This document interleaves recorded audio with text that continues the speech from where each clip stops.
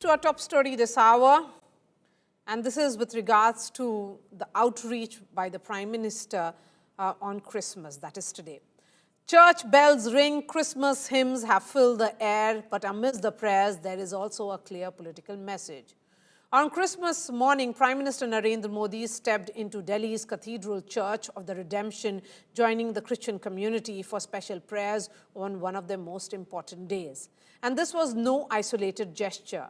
Prime Minister Modi has steadily built a pattern of engagement with the Christian community, and Christians, remember, form about 2.3% of India's population, nearly 2.8 crore people, making them a significant minority bloc nationally. But the political stakes rise sharply in poll-bound states, which is Kerala and Tamil Nadu, which go to polls earlier next year, where Christian votes can actually swing the outcomes. Predictably, the opposition has hit back. Critics have called Prime Minister Modi's church visit political optics, alleging hypocrisy and pointing to incidents of attacks against Christians. But the race for Christian outreach is not limited to the BJP. Just days earlier, DMK had hosted grand Christmas celebrations to reinforce its traditional hold over the Christian vote bank in Tamil Nadu. Sensing the challenge, Vijay's DVK has made a high-profile pitch to Christians as well, organizing a major Christmas event in Mahabalipuram. So is this faith, symbolism, or pure electoral strategy? With the BJP, the DMK, and now TVK all quoting the Christian community, Christmas outreach has certainly moved decisively from churches to the heart of the political battlefield. Before I bring in the guests, here's the report.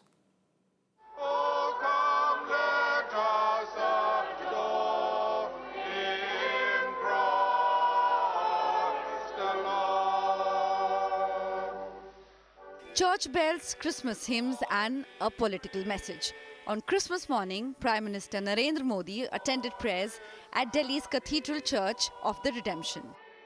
Carols, hymns and a special prayer for the Prime Minister marked the service, led by Bishop of Delhi, RT Rev Paul Swaroop.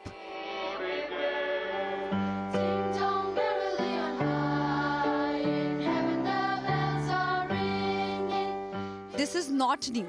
Prime Minister Modi has consistently reached out to the Christian community, attending Easter prayers in 2023, hosting Christmas at 7 Lok Kalyan Marg and joining CBCI events in 2024. Christians form about 2.3% of India's population, nearly 2.8 crore people, making them a key minority bloc.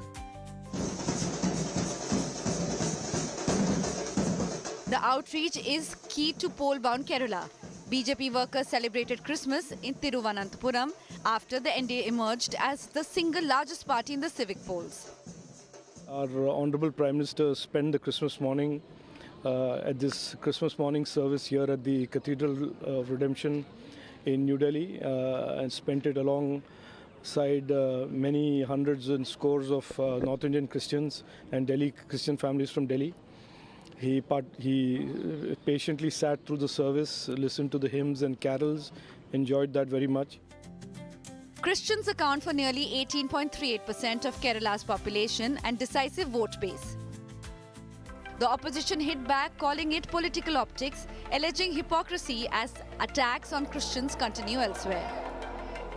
ऐसी BJP को आपने सत्ता में देश के अंदर बिठा दिया है, जो चर्च के सामने कल बरेली में हनुमान चालीसा का पाठ कर रहे हैं, कहीं सेंटा क्लॉज बना हुआ है उसको तोड़फोड़ कर रहे हैं। ऐसा हिंदुस्तान आप बनाना चाहते हैं?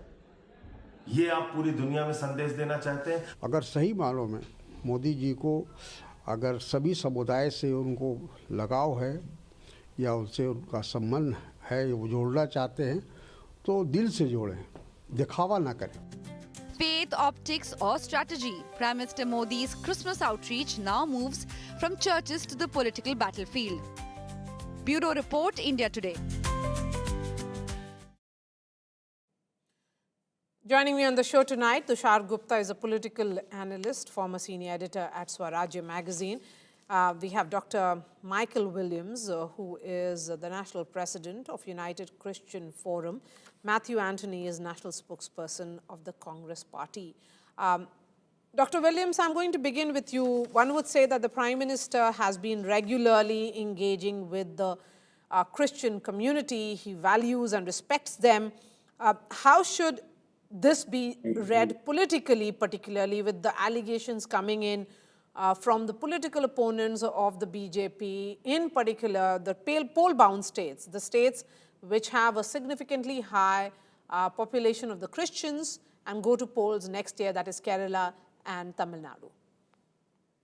You know, you started off by, first of all, let me wish all the viewers a very blessed, safe, a Merry Christmas and a wonderful year ahead. You started off by saying that the Prime Minister has been regularly engaging with the Christian community.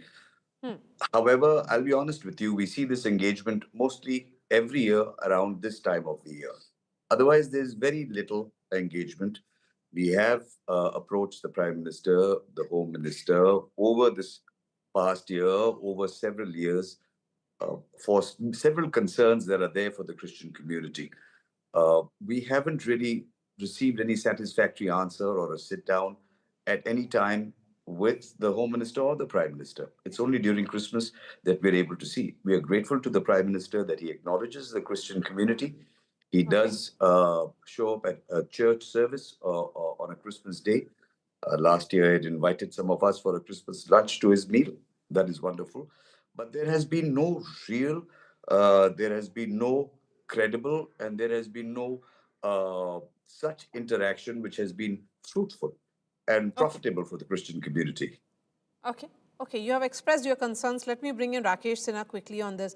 Rakesh Sinha, you heard what one of the panelists here, Dr. Michael Williams, had to say. His concerns are that these are engagements just around the Christmas time, when it is about regular year-long engagements, which is the need of the hour. That's not happening. No, in fact, BJP and RSS have been constantly trying to outreach the Christians. And this is our record that we condemn any kind of violence, any part of the world. It is not only India. We are the peace-loving people and we understand the meaning of diversities. Diversity is the essence of India. Without diversity, India can't exist. It is the Hindus' liberalism that the Christian population is residing in India peacefully and they are also engaged in convergence. It is the modesty of the Hindus. It is the modesty of the Hindus that have been acknowledged by the Parsis. There has not been absolutely one complaint by the smallest minority community, Parsis. There has not been any single complaint by the smallest minority community, that is Jews in the country. Parsis population, we all know, very small. They have also fire temple, but no complaint. So there are disputed areas, grey area between the Hindus and the Christians. The Christians also acknowledge that. Their literature say harvesting the Hindus. Harvesting means converting the people. We are not the crops that you will harvest. No, so there are disputes in certain places where some conversion take place. That this is also timed to elections. Let me complete this sentence. Let me complete this sentence. And I'm looking at the percentage of Christians in Kerala, say, they are roughly around 19%, 18.38% to be specific. In Tamil Nadu, again, 6.13%. And that is the reason why this outreach. No, Prime Minister Narendra Modi's inclusive social philosophy has been acknowledged by the entire world. He is visiting Gurdwara, he is visiting temple, he is visiting church.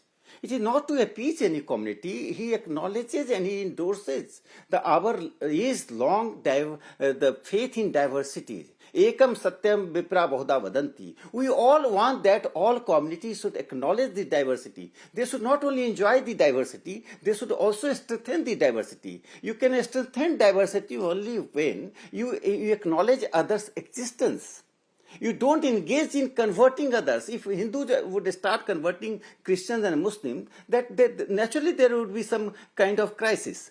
At the same time, I am telling you that no violence can be acceptable.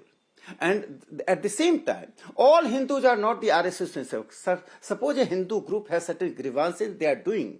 It is very easy for all of such certain people that Prime Minister Modi is silent, RSS is engaged, BHP goons are doing that. How it is easy to call BHP workers as goons, Bajrang Dal workers as miscreants.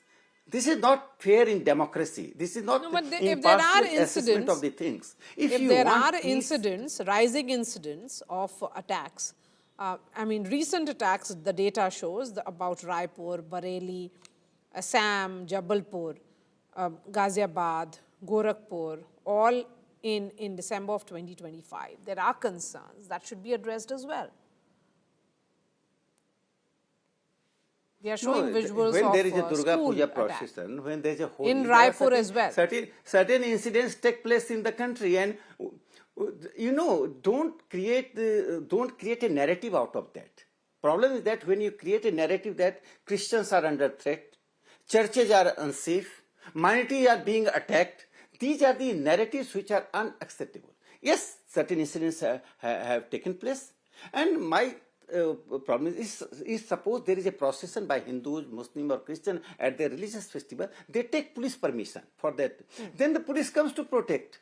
So my question is, I am not giving certificate to anybody, but my question is that whether you have taken the permission from the police. If you feel that you are threatened, you go. No, but why is there an assumption that there is no permission taken? You feel certain.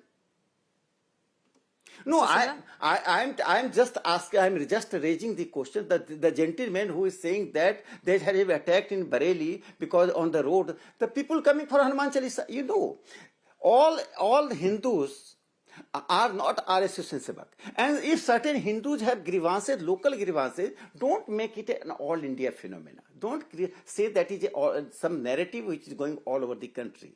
Christians are 3%. They are safe because Hindus acknowledge that. Hindus acknowledge the diversities. If even the Ahmadiyya, they are safe because Hindu acknowledge the diversities. And Prime Minister Narendra Modi's programs, policies, addressing each and every individual. Do you find that Prime Minister Narendra Modi's any program is discriminatory? The toilets are not going to the Christians. The grains are not reaching to the Christians, or any facilities which are they are eligible and that is not reaching to Christians. So my problem is that when Prime Minister is going to church, they say rhetoric for the Kerala election. The Christmas is here, Kerala election may be there. So how are you connecting the Christmas to the Kerala election? Absolutely. So let's wish you Merry Christmas this is also and bring in the church. Matthew Anthony now. Merry Christmas, Mr. Sinha. Thank you for joining us. Matthew Anthony, from 2023 Easter and then Christmas events which have happened by the Prime Minister, why make this outreach farce when no other Prime Ministers in the past have matched this frequency of Prime Minister Modi? Maria, Merry Christmas to you and to all the viewers and all other panelists. The reason why we call out the Prime Minister's visit a farce is because it's a festival secularism.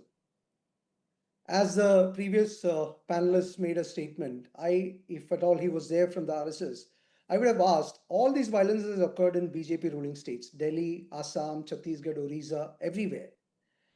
The pattern is the same. While the Prime Minister is doing the role of an ambassador by visiting the Christian church, what is being followed is a pattern of violence in all the BJP-ruled states, then followed with a studied silence from the organizations and the government. Then there is an impunity for the attackers. He said about the police permission. Which police gave these hooligans a permission to attack all these people? And where is the conversion which is happening in these Christmas events? Where is the Santa Claus doing a conversion?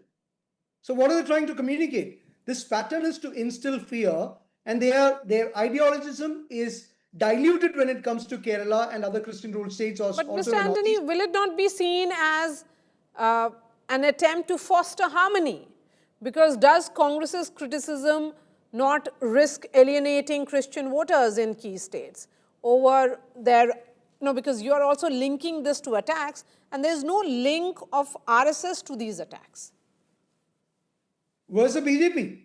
And the link between the BJP and the RSS is clear like water, plain water. And the attack in MP is done by a BJP Mahila Vice President. So where is it? And now the Christian community, you can see, or you can see the video of the major Siromalangara Cardinal, Major Archbishop Mark Lemus, where he clearly states that he's a former office bearer of the CBCI also, where he clearly states that such kind of disturbances will create distance between the community because there is a trust deficiency which is coming across. And that's exactly what we are saying. Okay. Tushar, your quick response. Yes. That this is a phrase which has been used by Matthew Anthony is rather interesting, that this is, what did you say, sir? Secularism? This is festival secularism. So it's a festival secularism. Festival secularism. Well, this is the first time I've heard that phrase. Even I'm hearing it for the first time. Good coinage, but. And, one could accuse any party in India, be it national or a regional party, of indulging in festival secularism when it comes to dealing with the minorities or even with the majority for that matter. I would say festivals, Tushar, are about celebrating. Let it be secularism on the manner, in whatever way you want to read it. If it is about, jingle bells and hymns, why not? No, it's 25th December. I'm very happy now. I don't know if it's my happiness or it's the secularism, but I would like to think it's the happiness of Christmas. Now, Maria, 2 points. One, fringe inspires fringe. We all look for causality in the actions of the fringe, but this is a vicious cycle we get caught in. One action of the fringe inspires other. When one action of the fringe is given any sort of political color or justification, it empowers the other. The important thing here is the state needs to come down on the fringe irrespective of where they are, whoever they represent or claim to represent, or whoever they are acting against. It's that simple. The state needs to come down. The law should take precedence. The problem is we sort of tend to give this a political cover depending on which part of the year it is, which is absolutely wrong. What has happened today is absolutely wrong. Now, coming to the Prime Minister's visit, a lot of people have said this is about the Kerala elections, about the Tamil Nadu elections. Look, I'll be very realistic about the prospects of the BJP in these two states. They do not start as favorites. They absolutely are not the front runners to form the government in 2026. But then this is not about the elections because the Prime Minister was last year in a function as well. Now, are we going to say this was about the Delhi and the Bihar election? Absolutely not. So the Prime Minister is not just the Prime Minister of those who are voting for him. He's the Prime Minister of India. So this sort of festival secularism, as a friend from the Congress coins it, is not, some sort of an opportunist reaction. In fact, it's something that the Prime Minister is supposed to do. In 2024, Matthew, Prime Minister attended a dinner at the residence of Minister George Kurian and also a program hosted by the CBCI. So that has happened as well. The same cardinal who attended that dinner has made the comment today, has made the statement today. Now, what I am saying is the Prime Minister has got all the time to condemn all the political attacks or all the political issues, but why is the studied silence on this? When such an attack is happening in the country, in Delhi, Assam, Chhattisgarh, Madhya Pradesh, Orissa, why the silence? A word can come from the Prime Minister's mouth saying that, no, I condemn this attack. Why is that silence? That's exactly what we are saying. So on one hand, they try to build this diplomacy because I work in the Northeast states also for the party. In the Northeast states, the BJP doesn't have a problem with the pork, with the beef, with any kind of a meat.